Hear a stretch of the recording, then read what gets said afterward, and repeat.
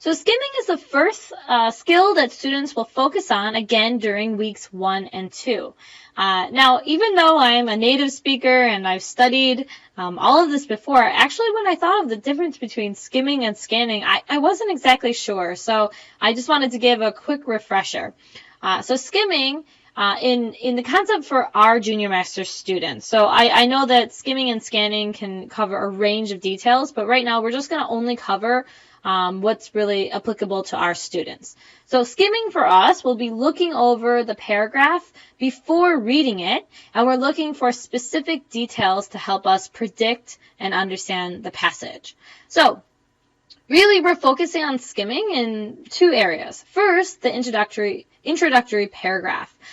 So when we go over that, we're really just looking for these three details. What is the topic? What are the transitions? And what is the thesis statement? Then when we move on to the body paragraphs, really the only thing we're trying to get students to pick out by themselves is finding the topic sentences. So here we have this example introductory paragraph, and it's actually from the training that you just did. So it's the reading passage that's called Old is New Again. And so we need to teach students how to apply this skimming skill to all introductory paragraphs.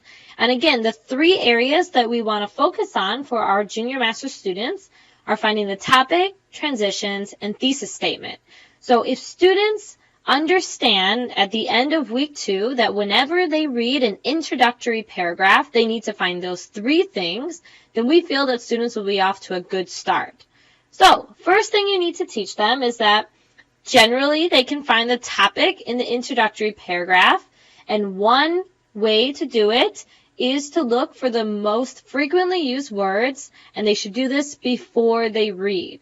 So you would have them either circle or underline or however you want to, but have them look for those frequently used words.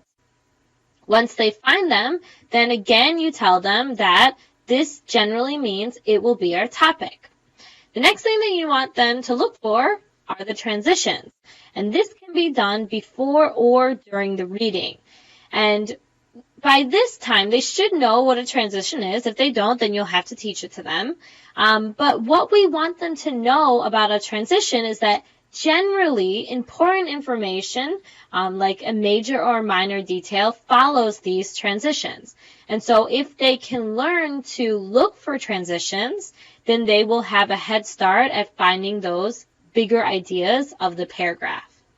And lastly, we need them to know that every introductory paragraph has a thesis statement, and this is the most important sentence really in a reading passage because it's going to help them predict what everything will be about.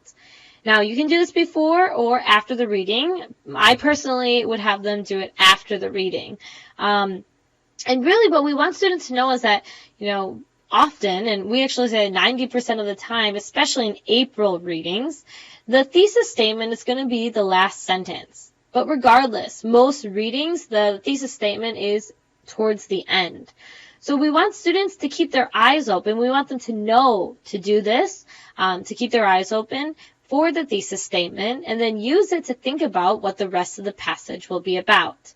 And so again, if students can do these three skills that make up skimming, then they'll be pretty confident in reading passage, and they'll be able to use it all throughout the term and even when they head out of April.